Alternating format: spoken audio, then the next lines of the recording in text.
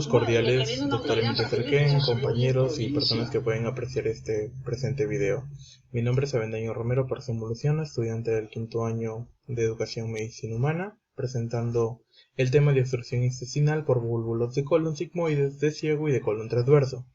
Para empezar esta exposición tenemos que recordar que el vólvulo es la terminación propiamente del latín enrollarse. Por ende, esto debería ser una estructura enrollada normalmente sobre su meso, los cuales los síntomas son la oclusión de la luz intestinal, la obstrucción en la asa cerrada y la irrigación sanguínea produciéndose una isquemia o gangrena.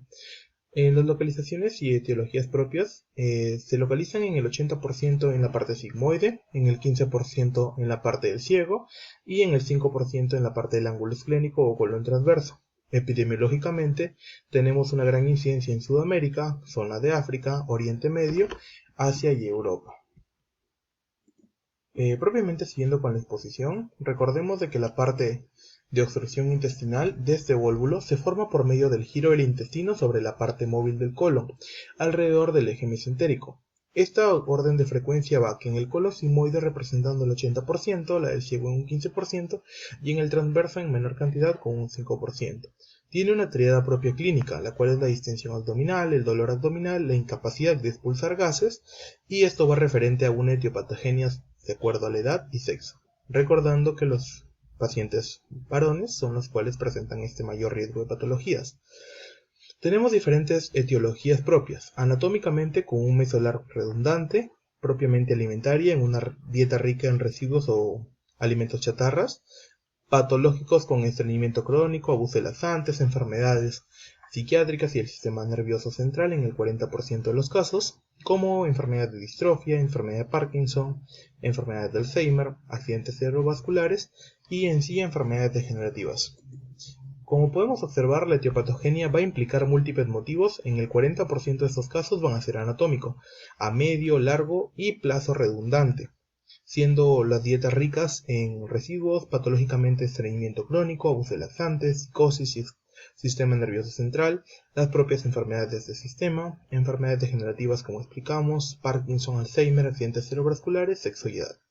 La parte clínica de la parte volvular o de los vólvulos formados se da más que todo por los hallazgos clínicos. La triada típica de náuseas, vómitos, timpanismo y ausencia del peristaltismo en la auscultación ha agregado un hallazgo radiológico. La mayoría de localización de los vólvulos fecales son más comunes en mujeres con una edad promedio de 50 a 60 años, presentando ataques previos, manifestaciones clínicas de obstrucción del intestino delgado y el mismo dolor abdominal. Empezamos a presentar la parte de la obstrucción intestinal por el vólvulo del colon sigmoides. Etiológicamente, la parte del vólvulo sigmoides es multifactorial, siendo el sigmoide redundantemente un factor predisponente. La incidencia mayor se da entre 40 a 80 años, recordando de que este es más común en hombres y en casi el 100% de los pacientes.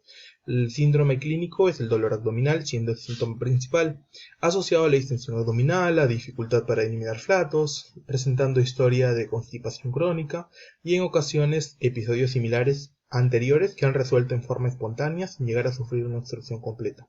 Como podemos observar en la imagen, tenemos que la presencia de una víscera hueca, oclusa o con una distensión sobreexcesiva es más que todo por la misma oclusión del vólvulo o la formación de esta obstrucción, la cual puede retener desde líquidos, parte de fecalitos y también puede retener lo que sería simplemente aire, que es la presencia de gases o aparición propia de flatos.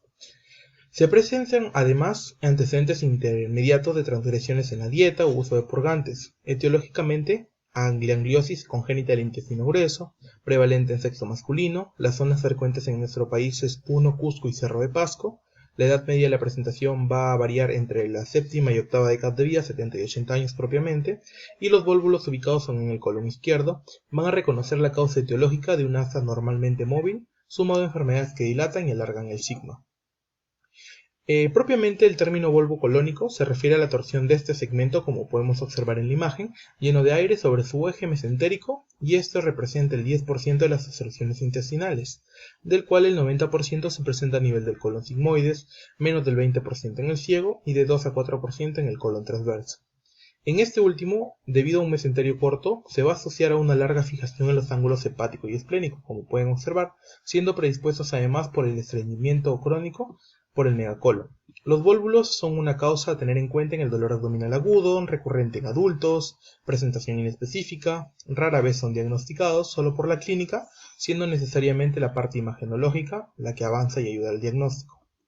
Pasamos a la parte de la obstrucción intestinal por el vólvulo del colon sigmoides. Este éxito de tratamiento del vólvulo sigmoide se va a relacionar con un diagnóstico temprano y una actuación adecuada. La clínica se va a dar por dolor abdominal igualmente, náuseas, presencia de distensión abdominal y la incapacidad de expulsión de gases y heces como en otros vólvulos de diferente localización. Lo que es más importante recalcar es que en esta localización en el colon es una de las que evolucionan más rápidamente a necrosis, como se puede observar en la radiografía presente. Existen diferentes formas de presentación, el 17% llegan a ser fulminantes con dolor abdominal intenso, vómitos y mal estado general, y acá podemos observar según la radiografía el famoso signo del grano de café.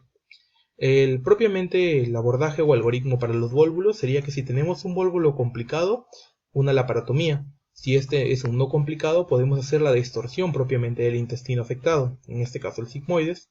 Si teniendo un éxito sería la cirugía electiva y si en el otro caso sería una parte de laparotomía. Recordemos de que el vólvulo del colon sigmoides es el que mayormente se puede apoyar de un abordaje laparoscópico. La radiografía simple de abdomen es diagnóstica en el 57 y 90% de pacientes. La distorsión endoscópica flexible es la principal opción al tratamiento y con las tasas de éxito mayores en un 33% hasta un 91%. Tenemos dos elecciones. La cirugía de emergencia se reserva para casos complicados y se confirma con la realización de radiografías simples de abdomen, donde se va a encontrar justamente, como se apreció anteriormente, la forma del grano de café, a nivel del colon sigmoides, el cual se extiende desde la pelvis hasta el cuadrante superior derecho. Si bien hemos venido conversando de que la mayoría de estos vólvulos se presentan en edades de la séptima y octava década de vida, también tenemos presente que también hay en pacientes lactantes, como podemos observar en la radiografía, los cuales pueden presentar estos casos. Sin embargo, esta radiografía solo va a diagnosticar el 60% de los casos, donde siguen existiendo sospechas. Se realiza una tomografía abdominal para encontrar los signos del remolino debido a la rotación de los mesocolónicos y como podemos observar en la parte inferior, la parte laparoscópica también es un apoyo inmediato para la realización de estos cuadros. Pasando con la obstrucción intestinal del vólvulo ciego, consiste en una rotación axial ya del ilion terminal, ciego y colon ascendente con torsión concomitante del mesenterio asociado. Estas alrededormente se dan en 360 grados alrededor del pedículo mesentérico, cerca a la arteria ilocólica. La presentación característica va a ser la misma, el dolor, la distensión abdominal y la parte propiamente de los cólicos bruscos. Esto solo se va a representar únicamente en el 1% de los casos de oclusiones intestinales en los adultos. Causa principal de los vólvulos en el sector derecho de muy escasa frecuencia es una malformación congénita. El colon izquierdo es el sitio más frecuente en un 45-80% de los casos y el colon derecho en un 15 o un 30%. Como veníamos conversando, el transverso y el ángulo esplénico era a un 5%. Se produce en cualquier parte del tubo gastrointestinal y esto era en la parte de los mesenterios largos, estrechos y móviles. Las primeras fases del vólvulo secocólico, el dolor va a adquirir una intensidad leve o moderada. Si no remite el trastorno y ocurre una isquemia, el dolor se acentúa mucho. Podemos observar desde tomografías, radiografías, para el apoyo o la parte imagenológica. Recordemos de que acá la observación, la parte visual, vamos a tener un patrón y la gravedad según la duración misma de la obstrucción intestinal. Desde va al dolor abdominal intermitente, el dolor abdominal tipo cólico, presentaciones como vómito, con o sin masa. La parte puede ser abdominable palpable o una sintomatología con una necrosis intestinal. Con la triada típica del dolor abdominal tenemos distensión y constipación seguido de náuseas y vómitos. La radiografía simple de abdomen, como podemos observar, va a mostrar una estructura característica llena de aire en forma de riñón, el cuadrante superior izquierdo en oposición al sitio de la obstrucción y la famosa parte del enema con gastrofín, que confirma la obstrucción al nivel del vólvulo. En este grupo etario van a ser mayormente jóvenes, es causado por malformaciones intestinales o excesivos ejercicios. El contraste es de que el vólvulo en anciano se asocia con el estreñimiento crónico o la demencia senil. El vólvulo del ciego es una causa rara de oclusión intestinal y debido a sus múltiples presentaciones clínicas, su diagnóstico es de exclusión ante la laparotomía. A la diferencia del vólvulo sigmoides, en el cecal puede distorcerse por medios endoscópicos. Hay afección vascular temprana. Cuando se establece el diagnóstico es necesaria la exploración quirúrgica. Frecuentemente se practica en forma segura una hemicolectomía derecha con anastomosis ilocólica y la distorsión simple o conjunto va con una secopexia que se acompaña en una tasa elevada de recurrencias. Ya por último tenemos el abordaje de la obstrucción intestinal por el vólvulo del colon transverso. El vólvulo del colon transverso es relativamente sumamente raro. Dentro de los factores de riesgos para el desarrollo de un vólvulo de colon transverso y el intestino grueso eran las variaciones anatómicas congénitas como el dólico colon, la enfermedad de Chagas, el resultado del megacolon, la constipación crónica, las obstrucciones distales, las cirugías abdominales y previas al embarazo. Ya estos vólvulos ubicados en el transverso se deben a la exageración de una situación normal, como un colon en guirnalda, la falta de fijación del colon y el estreñimiento crónico con megacolon.